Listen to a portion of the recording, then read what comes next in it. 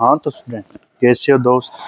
पिछले लेक्चर में सर आपने बात कर ली थी अपनों को किस प्रकार से लिक्विड गैस से सॉल्यूशन की बात करनी।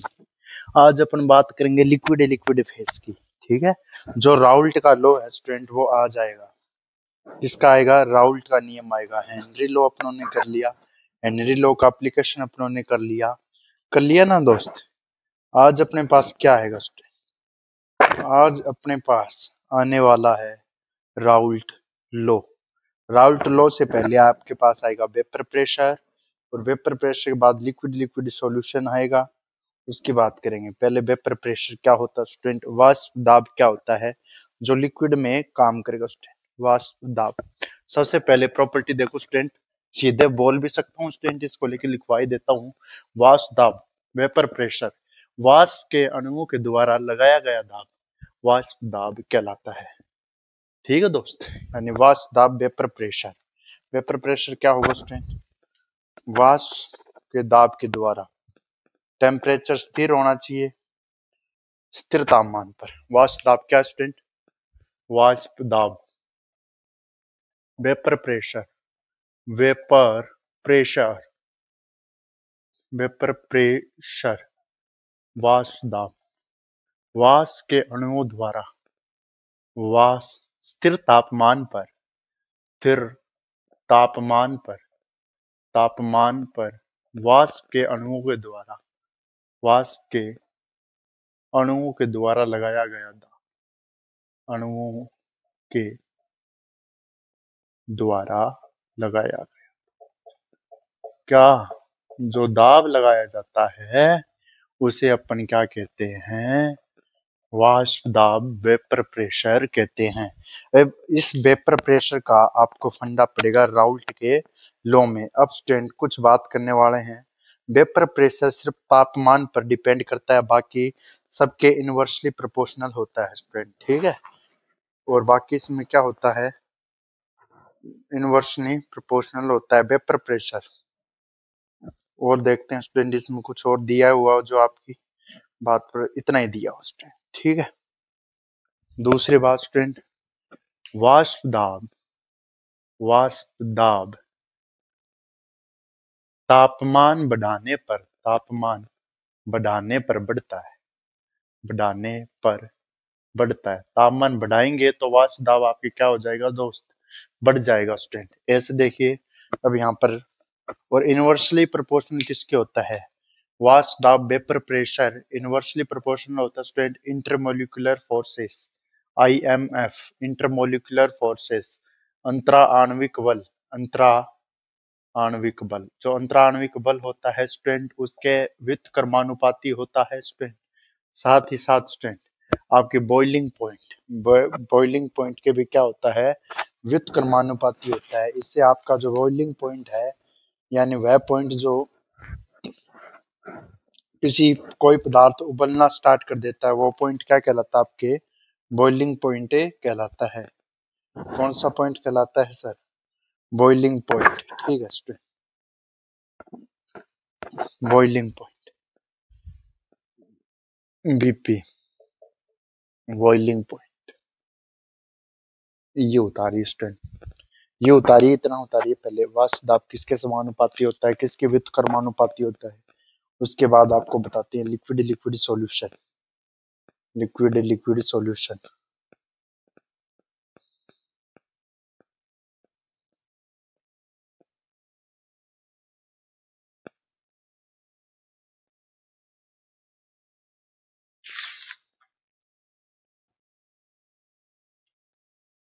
लिक्विड लिक्विड सॉल्यूशन दोस्त।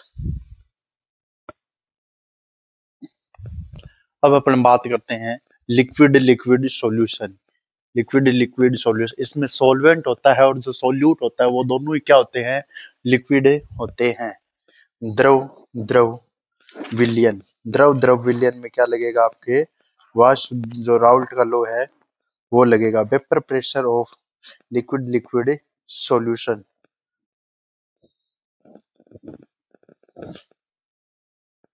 Vapour pressure of liquid liquid solution.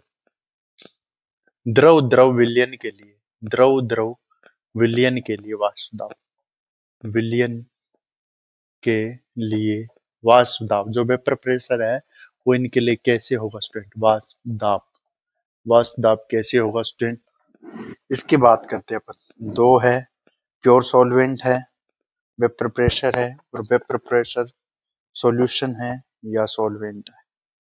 ठीक है स्टूडेंट, एडिड किया जाता है तो सॉल्वेंट डिक्रीज हो जाता है, सॉल्यूट है इसका। ठीक है, हाँ स्टूडेंट अब समझिए, अपने पास मेरे पास दो वेसल्स है, एक ये है और एक ये है। यहाँ पर स्टूडेंट पार्टिकल है, ये भी पार्टिकल है स्टूडेंट, इसके अंदर भी पार्टिकल है, दोनों लिक्विड फेज में। मैंने इसको भी हीट दी स्टूडेंट, हीट दी और इसको भी हीट दी। ये तो स्टूडेंट आपकी pure solution, pure solution, pure solution या प्योर सॉल्वेंट मान सकते हैं, प्योर सॉल्वेंट है। सॉल्यूट और सॉल्वेंट होता है प्योर सॉल्वेंट, इसमें सॉल्यूट और सॉल्वेंट ज्यादा मात्रा में होगा। अरे सॉल्वेंट और सॉल्यूट में से सॉल्यूट ज्यादा मात्रा में होगा, सॉल्यूट कम मात्रा में होगा और सॉल्वेंट ज्यादा मात्रा में होगा। इसमें भी हीट दी मैंने, और ये आपके सॉल्वेंट इन सॉल्यूशन, सॉल्यूशन इसको समझने की कोशिश करना। ये प्योर सॉल्वेंट है, ये हीट है, ये सॉल्वेंट इन सॉल्यूशन है, यानी इसमें क्या है आपके सॉल्यूट व सॉल्वेंट है दोनों मौजूद है, और इसमें एक ही है जो वेपर प्रेशर है, प्योर सॉल्वेंट है, vapour pressure of solvent in solution. इसको मैंने हीट दी, ये आपके प्योर सॉल्वेंट है, इस इसको मैंने P01 मान लिया। जब इसको ऊपर करेंगे स्टूडेंट ये उबलेगा, और उबलेगा इस पे क्या बनेगा, वेपर बनेगी, और वेपर क्या बनाएगा, प्रेशर। तो इसे क्या करेंगे अपन, vapour pressure of pure solvent, vapour pressure of pure solvent. यहाँ पर P01 लिख देता हूं मैं, vapour pressure of, vapour pressure of pure solvent. ठीक है, और ये बताओ स्टूडेंट ये सॉल्वेंट है, इन सॉल्यूशन है, यानी इसमें सॉल्यूट है और सॉल्वेंट दोनों है। ये वेपर प्रेशर प्योर सॉल्वेंट का लग रहा है, इसमें सॉल्वेंट में सॉल्यूट प्लस सॉल्वेंट दोनों है, इसलिए इसमें क्या हो जाएगा, वेपर प्रेशर ऑफ सॉल्वेंट, ये भी सॉल्वेंट का होगा, लेकिन ये प्योर का है, इसको मैं P02 लिख देता हूँ। अब मेरे को एक बात बताओ, P02 है और P01 है, अब इनमें से ज्यादा किसका होगा। हाँ सर जी, ये डिक्रीज होगा, क्योंकि इसका वाष्प दाब कम बनेगी और इसकी वाष्प दाब अच्छे से बनेगी, क्योंकि ये प्योर है, आइडियल है। तो मैं यहाँ पर एक बात लिख सकता हूँ, P01 यानी प्योर सॉल्वेंट है, वो ज्यादा होता है P02। ठीक है, ये P02 यानी जो प्योर सॉल्वेंट है उसका वेपर प्रेशर ज्यादा बनती है वेपर प्रेशर ऑफ सॉल्वेंट की तुलना में, vapour pressure of pure solvent ज्यादा बनता है। ये राउल्ट के लो में काम आएगा, यानी अपन ज्यादा किसको मानते हैं, उसको मानते हैं जो प्योर होगा, और राउल्ट लो सिर्फ प्योर के लिए लागू होता है। जब सॉल्यूट एडिट किया जाता है तो vapour pressure of solvent decrease हो जाता है। ठीक है, इसमें सॉल्यूट ऐड कर दिया आप लोगों ने, अरे इसमें सॉल्यूट ही तो है, ये तो है, लिख देता हूं, इसमें सॉल्यूट ऐड कर दिया। देखो इसको मैं ऐसे दर्शा देता हूँ, इसमें दोनों पार्टिकल है, तो इसमें मैं लिख दे सकता हूँ एक बात, जब विलायक में, विलायक में विलय को मिलाया जाता है, विलय को मिलाया जाता है, विलायक में विलय को मिलाया जाता है तब, जाता है तब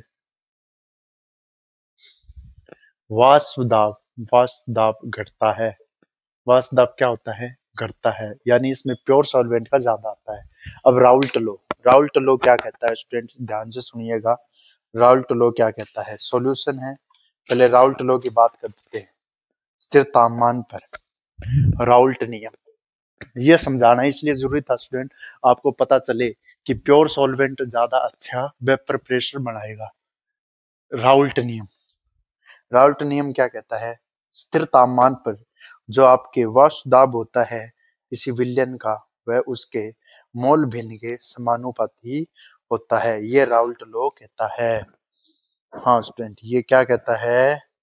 राउल्ट लॉ कहता है।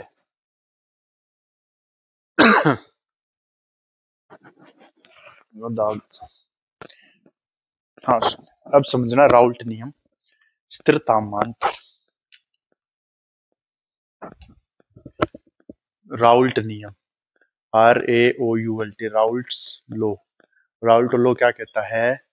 ये कहता है स्थिर तापमान पर, ये इंपॉर्टेंट है, स्थिर तापमान पर, एट कांस्टेंट टेम्परेचर, स्थिर तापमान पर, स्थिर तापमान पर विलयन का, स्थिर तापमान पर जो विलयन का वाष्प दाब होता है, पार्शियल वेपर प्रेशर ऑफ, आंशिक, इज डायरेक्टली प्रोपोर्शनल टू, स्थिर तापमान पर द्रव का, स्थिर तापमान द्रव का आंशिक दाब, द्रव का आंशिक दाब उसके मोल भिन्न के, स्थिर तापमान पर द्रव का आंशिक दाब उसके मोल अंश के समानुपाती होता है। मोल अंश के समानुपाती होता है। इसको देखना स्टूडेंट, समानुपाती होता है, काम आएगा स्टूडेंट। इसका आपके पास ग्राफ भी आएगा, बता देता हूँ स्टूडेंट। देखिए यहाँ पर ये कहना चाह रहा है स्टूडेंट, ये कहना चाह रहा है कि पी नोट है, पी नोट 1 है, समानुपाती आपके इसकी मोल फ्रैक्शन x1, जब इसको हटाएंगे स्टूडेंट आपके पास आ जाएगा P01 x1, P01 x1, इसको समानुपाती को हटाएंगे तो ये आ जाएगा P02 और यहाँ पर आ जाएगा x2, उसके मोल भिन्न के समानुपाती होता है। ये P01, इसको P0 मान लीजिए और इसको ये मान लीजिए और इसको P0 डैश मान लीजिए या P मान लीजिए। P0 x आ गया और ये जो आया है ये आपका आया है P02 x, ये x2 ये x1 अलग अलग कर दिया मैंने, ये कर दिया और ये कर दिया। इस समानुपाती चिन्ह को हटाते हैं तो स्टूडेंट आपके समानुपाती चिन्ह को हटाने पर P0 x1 आता है और ये आता है P01 P02 x2। यहाँ पर x1 क्या है सर? x1 को xa भी लिख सकते हैं सर। P01 क्या है? P01 है, P01 आपकी क्या है? P02 आपके क्या है सर? P01 क्या है और P02 क्या है? P01 है आपके उसके, इसमें क्या है आपके आंशिक दाब, स्थिर तापमान पर आंशिक दाब के समानुपाती होता है। तो मैं इसको कर सकता हूं शुद्ध विलायक का वाष्प दाब, शुद्ध विलायक का वाष्प दाब, क्योंकि वाष्प दाब विलायक का ही बनेगा, जो ज्यादा होगा वही उड़ेगा। और P02 लिख सकता हूं आपके विलायक का वाष्प दाब, विलायक का वाष्प दाब P02 लिख दे सकता हूँ, वो विलायक का वाष्प दाब और ये लिख सकता हूँ स्टूडेंट, ठीक है। और यहाँ पर मैं विलायक का वाष्प दाब या शुद्ध विलयन का वाष्प दाब, क्योंकि इसमें विलायक उपस्थित होगा, और यहाँ पर शुद्ध विलायक का आपके वाष्प दाब लिख सकता हूँ मैं। लिक्विड फर्स्ट और लिक्विड 2 के लिए मोल फ्रैक्शन हो गया, वेपर प्रेशर हो गया। अब स्टूडेंट देखिए आपके मोल फ्रैक्शन में किस प्रकार से आएगा। अब देखो स्टूडेंट यहाँ पर x1 क्या है?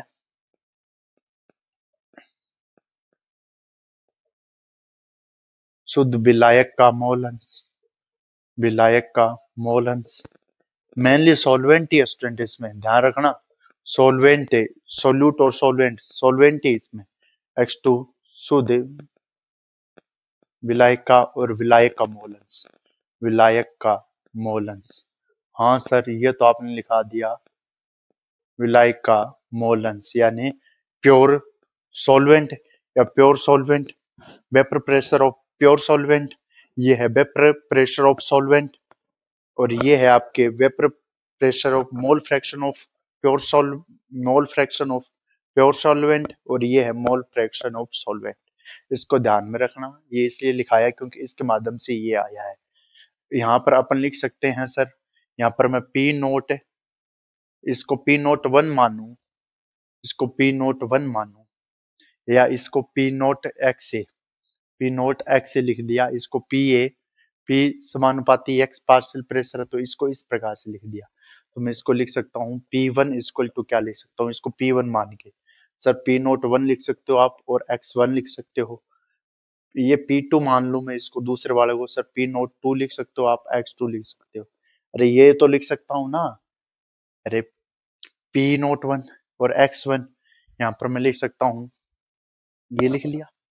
अब देखो सर, आप पी टोटल, इसमें पी नोट, यहाँ पर अलग अलग की वैल्यू की बात कर रहे हैं, पर एक तो पी नोट वन हो सकता है, आपके पी टू हो सकता है, एक्स टू मान है। यहाँ पर पी टोटल क्या हो सकता है सर, पी टोटल हो सकता है P one plus P two. P one मैंने बता दिया क्या होगा, पी वन की जगह ये रखना पड़ेगा अपने को, सर पी टोटल रखो, पी टोटल होगा P note one x one plus P note two x two. हाँ सर, ये है आपके, यही कहना चाहता है। ये कौन कहता है सर, ये राउल्ट कहता है, ये राउल्ट कहता है। ये कब लागू होता है सर, आपको पार्शियल प्रेशर दिया हुआ हो, प्योर सॉल्वेंट, प्योर सॉल्वेंट का मोल फ्रैक्शन भी है और आपके सॉल्वेंट का मोल फ्रैक्शन भी है, यानी एक तो शुद्ध है एक अशुद्ध मान लीजिए, ठीक है, एक अशुद्ध विलायक मान लीजिए, एक तो शुद्ध है और एक अशुद्ध है। ये सॉल्वेंट हो गया, वेपर प्रेशर हो गया। अब इनकी मैं एक टेबल बनाता हूँ, टेबल बनाने से पहले कुछ देखते हैं स्टूडेंट, इसमें ये x1 हो जाता है। यहाँ पर स्टूडेंट अपने को पता है इसको पहले ग्राफ में उतार देते हैं ना, फिर बता देते हैं। इस पी टोटल को सोल्व कर लेते हैं। यहाँ पर इस पी टोटल के है, यहाँ पर मैं लिख सकता हूँ स्टूडेंट, देखो x2 की जगह रख लो एक बार, या x1 की जगह रख दो, x2 की जगह मैं लिख सकता हूँ x1 plus x2। Mole fraction पढ़ा था आपके, वन के इक्वल होता है, किसके इक्वल होता है, वन के इक्वल होता है। x2 का मान निकालना है तो x2 बराबर आ जाएगा सर x1 माइनस वन, ये आ जाएगा, ये मान रख सकते हैं। तो यहाँ पर रखो P total equal to P note one x one plus P note two one minus x one. इसको सोल्व करो, पी टोटल आ जाएगा sir P note one x one plus P note two इससे साथ मल्टीप्लाई हो गया minus P note two x one. अब इसको पी टोटल आगे सोल्व करो, मैथ मैथ है स्टूडेंट इसमें, ये क्या होगा सर, इसको सोल्व कर लो, ये एक्स वन फिर से कॉमन आ जाएगा, पी नोट टू है पॉजिटिव है और ये क्या है यहाँ पर नेगेटिव है। यहाँ पर करो स्टूडेंट, ये कैसे आ जाएगा स्टूडेंट, जब इसको सोल्व करेंगे पी नोट टू, यहाँ पर एक्स वन मानना है ना अपने ने, तो अपने पास आ जाएगा पी नोट टू है, ये पी नोट टू है, ये पी नोट टू है जो पॉजिटिव का है, ये आपकी पी नोट टू है, ये प्लस का रहेगा। अब यहाँ पर क्या आ जाएगा स्टूडेंट, माइनस का पी नोट एक्स वन है, तो यहाँ पर एक्स वन आपकी कॉमन आ जाएगा, P note one minus P to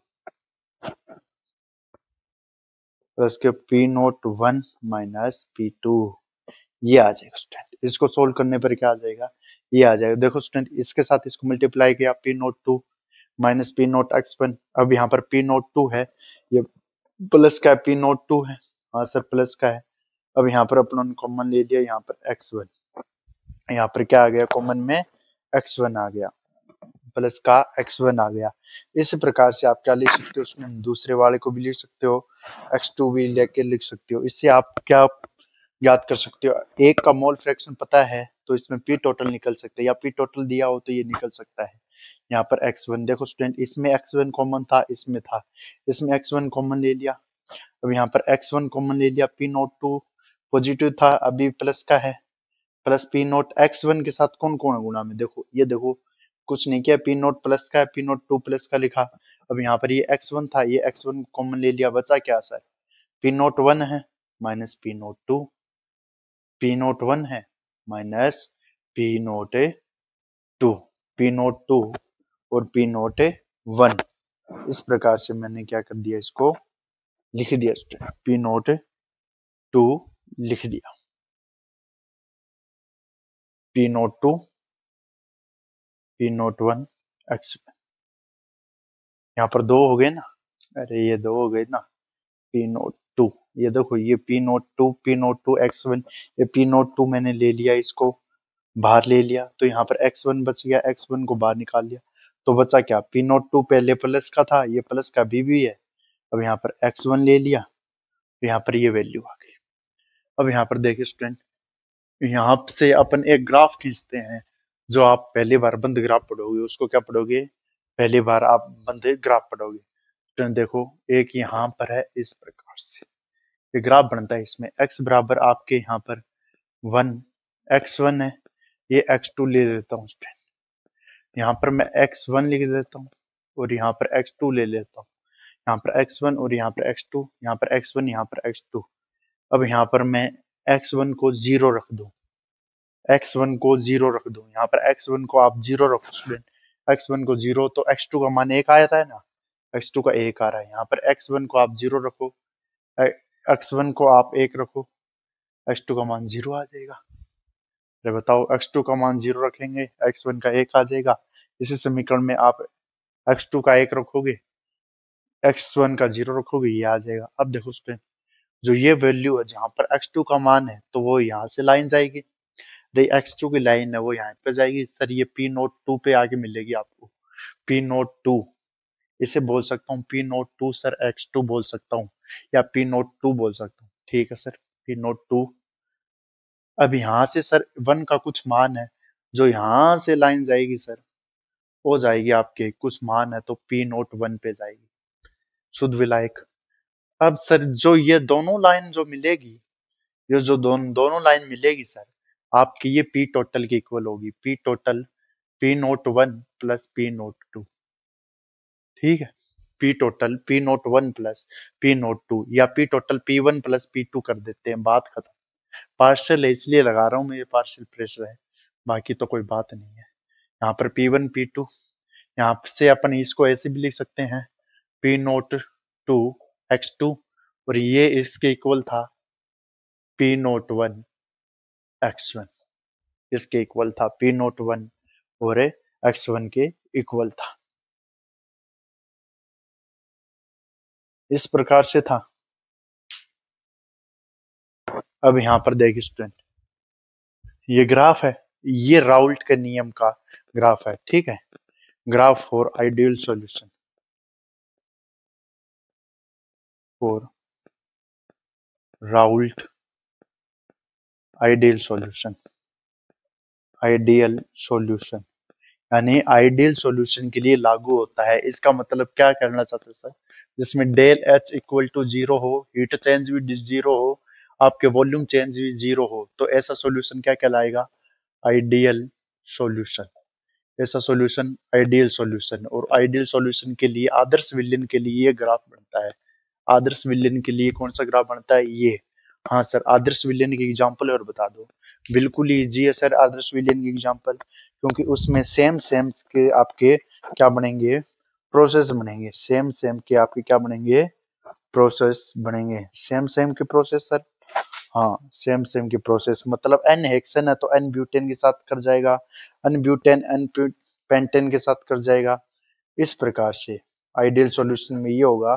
और जो राउल्ट के नियम का क्या करते हैं, पालन करते हैं, N butane N pentane N hexane और हेप्टेन। हाँ एग्जाम्पल बता देता हूँ, फिर इसके बाद में कुछ बातें और करेंगे। इसमें डाल्टन लॉ लगेगा, डाल्टन भी लगेगा। डाल्टन क्यों लगेगा सर, डाल्टन इसलिए लगेगा क्योंकि कई बार आपको क्या पूछ लिया जाता है, अलग फ्रैक्शन पूछ लिया जाता है। इसमें मोल फ्रैक्शन निकल रहा है लिक्विड के लिए, डाल्टन गैस के लिए बताता है, तो इसमें आपको गैसिस फ्रैक्शन पूछ लिया जाता है। इसमें लिक्विड का है, वहां पर गैसिस का। पहले ये देखिए स्टूडेंट, आइडियल सॉल्यूशन है, आइडियल सॉल्यूशन का मैंने ग्राफ करवा दिया आपको, हाँ सर करवा दिया। आइडियल सॉल्यूशन में एक बात आती है, आपसे पूछा जाता है आइडियल सॉल्यूशन में डेल एच इक्वल टू 0 क्यों होता है और डेल वी इक्वल टू 0 क्यों होता है, ये पूछा जा सकता है स्टूडेंट, ऐसा क्यों होता है। और यहाँ पर स्टूडेंट देखिए, ए ए है इक्विलिब्रियम, ए प्लस बी इक्विलिब्रियम बन के आप क्या बनता है, ए प्लस बी, ये ए बी बन सकता है स्टूडेंट, ठीक है।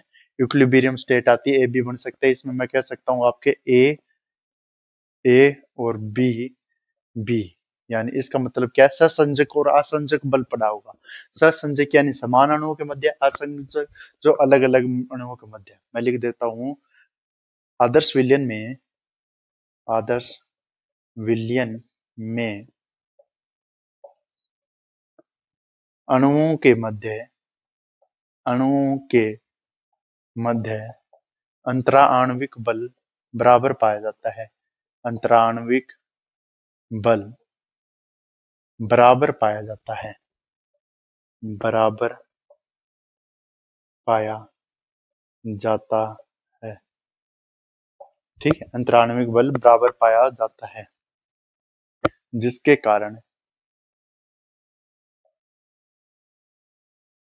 Del H equal to zero, del V equal to zero, ये होता है। यानी आयतन का चेंज होता है, वॉल्यूम चेंज, और जो हीट चेंज होता है वो आपकी जीरो होता है दोस्त।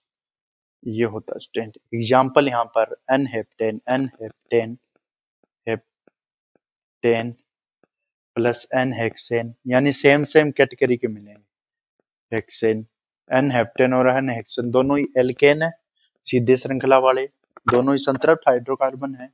दूसरा सर आपके N heptane, N butane, N pentane, N butane है, और एन पेंटेन, एन पेंटेन। ये इसके एग्जाम्पल आगे स्टूडेंट आज के। अब यहाँ पर अपन डाल्टन लॉ की बात करते हैं। अब डाल्टन लॉ को समझने के लिए सर आपको पहले ये समझना पड़ेगा डाल्टन लॉ लगता कब है।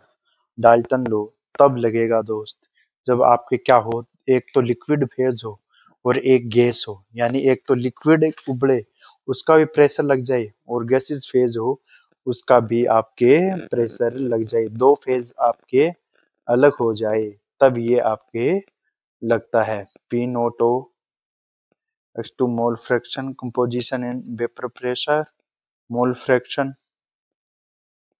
P total, P naught 1, P total X2 1।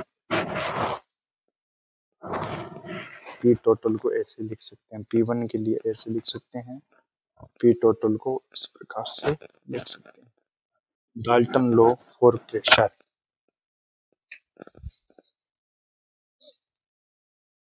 अब इसमें सर डाल्टन लॉ भी आता है, इस पे क्वेश्चन भी है। डाल्टन लॉ है उसको प्रेशर के बारे में बात करते हैं इस पे। ये देखिए सर, प्रेशर की बात करते हैं, इसमें डाल्टन लॉ भी आएगा।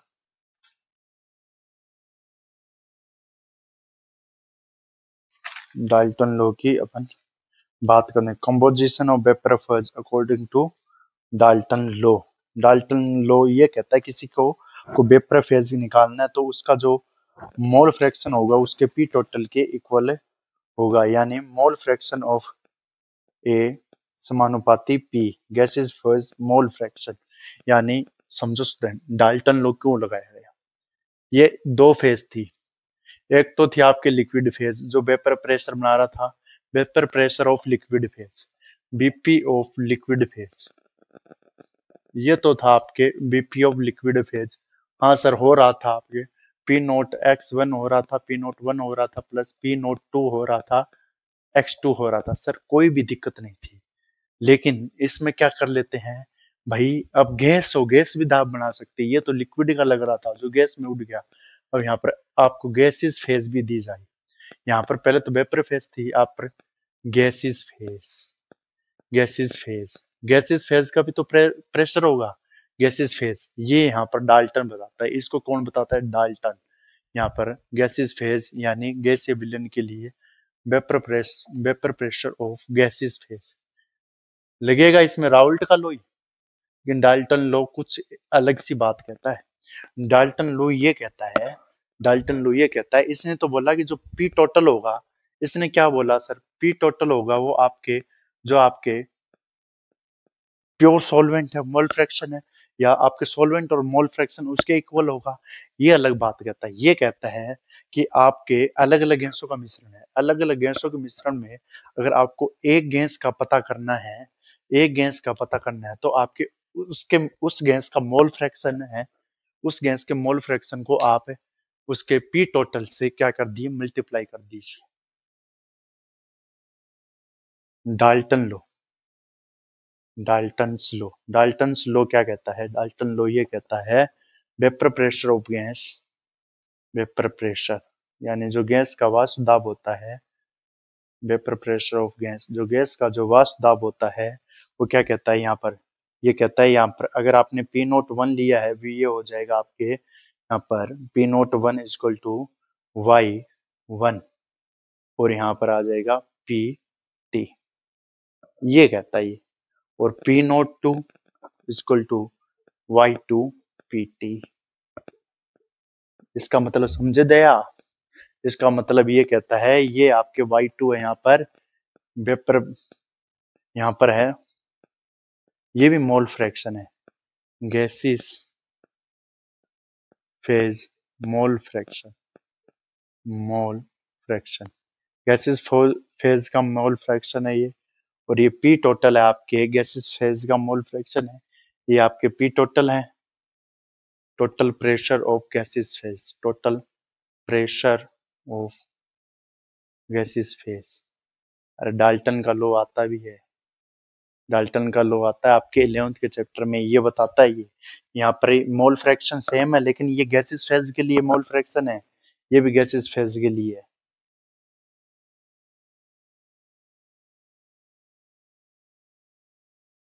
Gases phase mole fraction, gaseous phase mole fraction,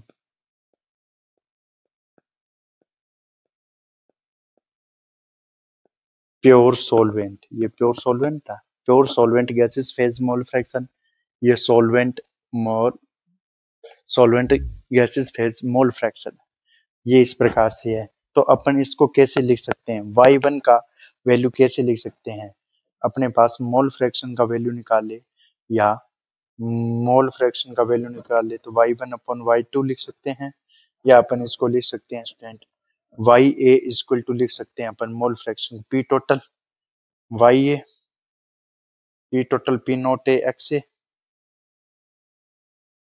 इसकी तुलना की जा सकती है P nought B X B और वाई की वैल्यू। हाँ सर, अब ये समीकरण 1 है और ये समीकरण 2, ये समीकरण 1 है, ये समीकरण 2 है, यहाँ पर मैंने y1 इंटू पी टी लिख दिया, y2 इंटू पी टी लिख दिया, इसने भी क्या लिखा है mole fraction P A P B P one P two.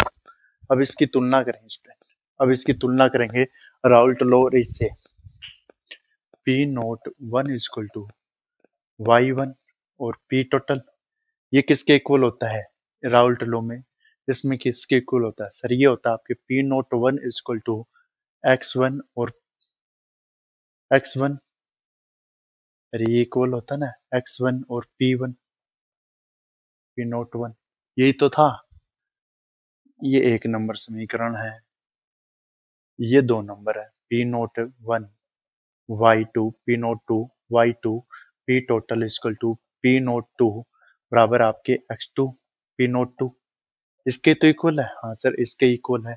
अब इसमें मान निकाल सकता हूँ मैं, हाँ सर निकाल सकते हो, राउल्ट लॉ में मान निकालो, इसमें डाल्टन के लॉ के लिए आप पी टोटल आपसे कोई पूछ ले, एक्स पूछ ले आपसे, तो आप कैसे निकालोगे सर एक्स वन का मान, और यहाँ पर वाई वन पूछ ले आपको, मोल फ्रैक्शन कैसे निकालोगे, पी टोटल है यानी इसके भाग में जाएगा, हाँ सर पी टोटल आ जाएगा, अब इसकी वैल्यू आ जाएगी, आ जाएगी sir P total P note one x one, ये फॉर्मूला बनेगा ना P note one x one, भाई यही तो बनेगा, वाई टू बराबर आ जाएगा सर आपके P note two x two, यहाँ पर पी टोटल, यहाँ पर पी टोटल, पी टोटल का मतलब P A plus P B या P one plus P one plus P two, ये वाई वन और Y two gases phase mole fraction, gases फोल्स, गैसेस फेज मोल फ्रैक्शन है ये, मोल फ्रैक्शन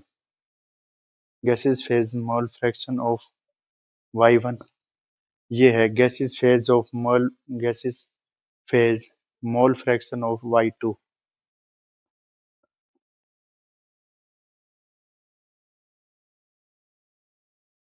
ये y2 और ये बताना चाह रहा था स्टूडेंट। इसको अपन देखो स्टूडेंट, इसके माध्यम से इस दोनों समीकरण को ये लिख सकते हैं स्टूडेंट।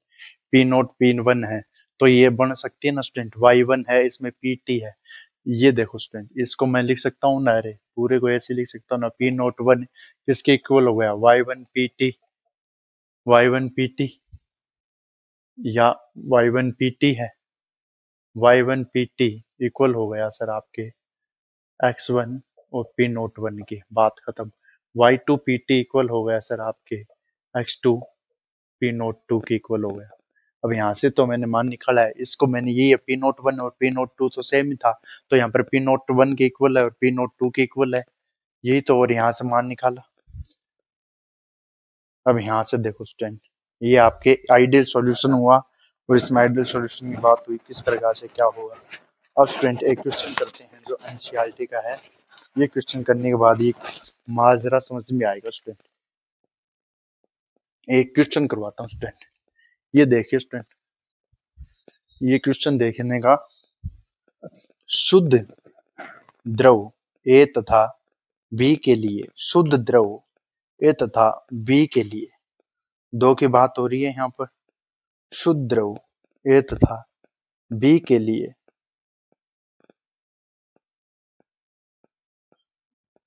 क्वेश्चन है, शुद्ध द्रव ए तथा बी, शुद्ध द्रव ए तथा बी के वाष्प दाब, एनसीईआरटी का क्वेश्चन है, वाष्प दाब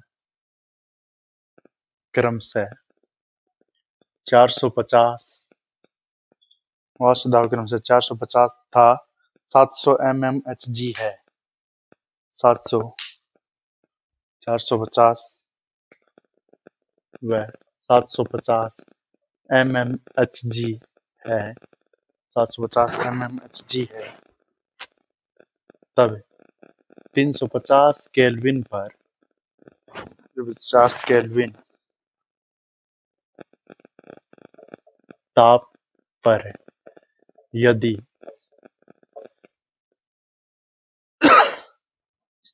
कुल वाष्प दाब, कुल वाष्प दाब 600 mmHg है, Hg है,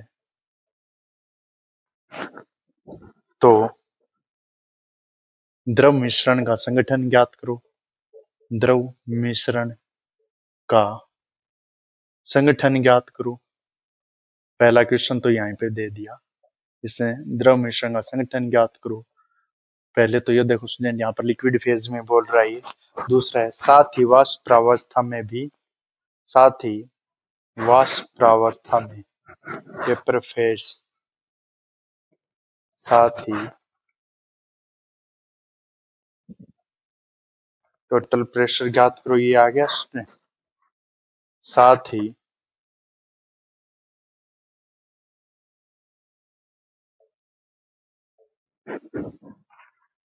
वाष्प प्रावस्था में भी संगठन ज्ञात करो,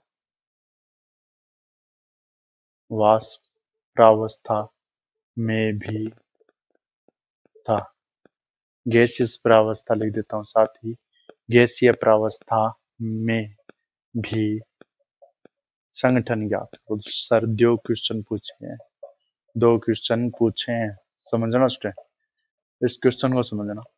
एनसीईआरटी का क्वेश्चन है, ये इंपॉर्टेंट क्वेश्चन है स्टूडेंट। शुद्ध द्रव ए तथा बी के वाष्प दाब है 450 mmHg, दूसरे का आपके 750 mmHg मिलीग्राम है, तब 350 डिग्री केल्विन पर कुल वाष्प दाब पी टोटल दे रखा है। द्रव का मिश्रण का संगठन ज्ञात करो, साथ ही गैसीय प्रावस्था, यहाँ पर डाल्टन चाहिएगा और यहाँ पर आपको द्रव मिश्रण वाला राउल्ट लगेगा। तो यहाँ पर देखिए Raoult law, answer according to Raoult law, according to Raoult law, Raoult law क्या कहता है स्टूडेंट, राउल्ट लो क्या कहता है स्टूडेंट, यहाँ पर अपने को संगठन ज्ञात करना है द्रव मिश्रण का पी टोटल, पहले मोल फ्रैक्शन चाहिएगा अपने को, तभी तो मिलेगा आंसर, मोल फ्रैक्शन चाहिए। यहाँ पर पी टोटल है, पी टोटल यहाँ पर P note 1x a plus P note 2x b, P note x1 plus P note 2x b, x b को मैं यहाँ पर 1 माइनस एक्स टू को मैं 1 माइनस x1 लिख सकता हूँ ना, ताकि आपको एक फ्रैक्शन मिले और दूसरा अपने आप आ जाए। ये तो होता है, आपको मोल फ्रैक्शन बन जाएगा। x1 लिख सकता हूँ। क्यों जरूरत पड़ी सर? जरूरत इसलिए पड़ी, आपको x1 की मोल फ्रैक्शन पता होगी तो स्टूडेंट आपके 2 नंबर की आपने आप निकल जाएगी। यहाँ पर पी टोटल यहाँ पर 600 दे रखा है सर। यहाँ पर P note 1 x1, P note 1 450 है सर। x1 मोल फ्रैक्शन, इसमें मोल फ्रैक्शन ये तो था बी के बाद शुद्धांक क्रम से कितने हैं? हाँ सर, मोल फ्रैक्शन आपको नहीं पता है, अभी तक तो नहीं पता है। यहाँ पर x1 है plus P note 2 sir, P note 2 कितना है? पी नोट 2 है सर आपके कितना दे रखा है? 750 है सर। यहाँ पर 1 माइनस एक्स टू है। हाँ सर, 1 माइनस एक्स 1 है। इसको ऐसे लिख दिया क्योंकि आपके पास ये आ गया तो आप इसमें से घटा के एक्स टू आ जाएगा। हाँ सर, अब इसको करो, इसको करेंगे सर 600 आएगा, 450 आएगा, x1 आएगा, इसको इससे मल्टीप्लाई सर 750 माइनस 750 x1, ये बच गया। अरे ये तो बचा, अब इसको इधर ले आओ, इसको इधर ले आओ तो सर आपको 700 है ना, 750 कैसे लिख रहा हूँ? 700 भैया, 700 सर, 700 ये माइनस का गया, इधर माइनस का है क्या? माइनस का 700 प्लस का 600, ठीक है सर, माइनस का 700 प्लस का 600 और यहाँ पे से कितना हो जाएगा? ये माइनस का 700 है ना, अरे माइनस का 700 बराबर, ये बराबर आ गया, यहाँ पर आ गया 450 x1 माइनस 700 x1। इसमें कॉमन ले लो, इसमें कॉमन ले लो सर, ये बचेगा आपके माइनस का 100 और यहाँ पर बचेगा सर आपके x1 लिखा है, यहाँ पर माइनस का 250 ही बचेगा। कितना बचेगा? 250 ही बचेगा ना, 250 यहाँ पर x1 बचेगा, ये और ये उड़ जाएगा, x1 आ जाएगा सर जो इसकी मल्टीप्लाई में 100 अपॉन 250, 100 अपॉन 250 और वैल्यू आ जाएगी सर 0.4। कितनी आ गई? x1 की वैल्यू 0.4, x1 की वैल्यू आ गई सर 0.4। आप अपनों ने एक मान निकाल लिया 0.4। देखो स्टूडेंट, फिर से देखो, यहाँ पर अपने को डाउट लगाना पड़ा क्योंकि पी टोटल अपने पास दिया हुआ था P note 1 x1 P note 2 x2, दोनों दिए हो तो कोई जरूरत ही नहीं थी। यहाँ पर 600 x1, यहाँ पर 700 इससे मल्टीप्लाई किया, ये 700 x1 हो गया। यहाँ पर 700 माइनस 700 x1, x1 की यूनिट इधर है और यूनिट इधर है, इसको इधर ले आऊंगा तो ये प्लस से माइनस में जाएगा, माइनस का 700 प्लस का 600 माइनस का 100, यहाँ पर 450 माइनस 700, यहाँ पर माइनस 250, जो इसके पद में है वो यहाँ आ जाएगा, जो इसके मल्टीप्लाई में है वो इसके भाग में चला जाएगा, आपके 0.4। सर x1 का मान आ गया। अब x2 का मान और बताओ सर। x2 का मान आप निकाल सकते हो, अपनों ने फॉर्मूला ही पढ़ा है, फिर भी बता देता हूँ सर। x1 का मान पता चल जाए ना तो x2 का मान निकल सकता है, x1 का मान पता चल जाए तो x2 का मान निकल सकता है, x1 का मान पता चल जाए। हाँ सर, x1 प्लस x2 आपके इक्वल टू होता है 1, और आपको पता है क्या सर, x1 का मान पता है ना? अरे भाई x1 का मान पता है ना, तो x1 का मान पता, तो x1 इक्वल टू हो जाएगा 1 माइनस x2, ये हो जाएगा x1 इक्वल टू हो जाएगा सर आपको जितना है जिसका मान पता है उससे, किसका x1 का मान पता है तो 1, अरे जिसका मान पता वही तो होगा।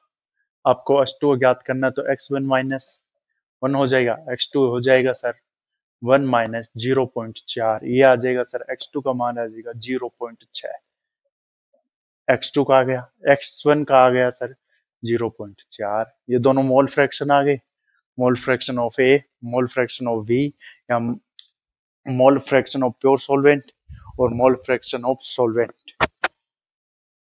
दो शुद्ध व अशुद्धशील विलेय का।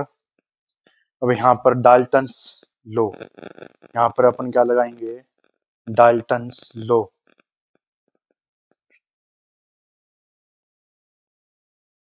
डाल्टन्स लो, यहाँ पर सर आप डाल्टन्स लो लगा दो। क्या लगा दो सर? डाल्टन का लो लगा दो। क्या लगा दो सर? डाल्टन का लो। और अपने को क्या ज्ञात करना है? गैसेस फेज के अपन क्या ज्ञात करने हैं, वेपर प्रेशर है, और गैसेस फेज में अपने को मोल फ्रैक्शन ही तो ज्ञात करनी थी इसमें। हाँ सर, मोल फ्रैक्शन ही है ज्ञात करने हैं, 0.3 निकल के आएंगे। ठीक है सर, यहाँ पर देखो सर x1 है।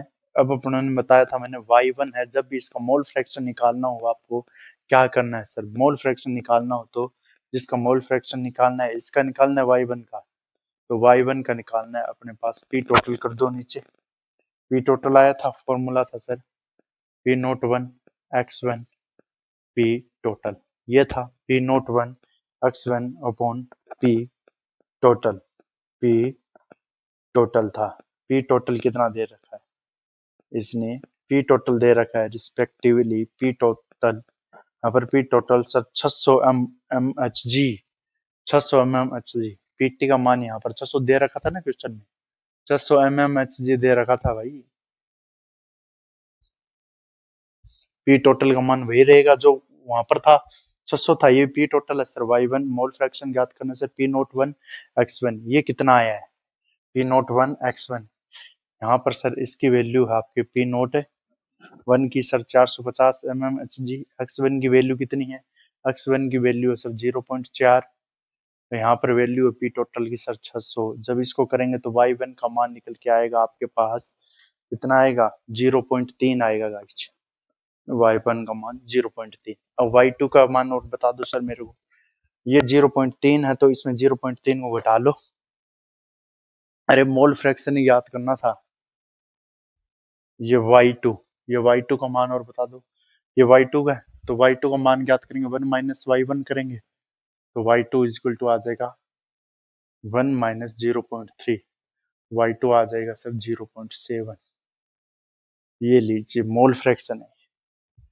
यहाँ पर डाल्टन स्लो, डाल्ट स्लो लिख दिया, डाल्टन स्लो। टेंशन मत लो, इसमें 3 चैप्टर काम आते हैं, इसमें आयनिक इक्विलिब्रियम भी लग जाता है, इसमें थर्मोडायनेमिक भी लगती है, और इसमें आपके ये भी आता है। इस प्रकार से आप निकाल सकते हो। मैंने क्या निकाल के दिखाया, मोल फ्रैक्शन निकाल के दिखाया आपको। मोल फ्रैक्शन ने पूछा था, 2 संगठन दिए थे, पी टोटल आपको दिया हुआ था, 2 शुद्ध विलायक दिए हुए थे। पहले अपनों ने उसके मोल फ्रैक्शन की बात कर रहे थे, अपन उसके मोल फ्रैक्शन ज्ञात करो। दूसरे के भी पूछे थे मोल फ्रैक्शन, तो अपनों ने गैस या विलेन के लिए मोल फ्रैक्शन निकाल दिया, वाष्पदाब के लिए। कल अपन पढ़ेंगे इसमें राल्ट लॉ के सॉल्यूशन के प्रकार।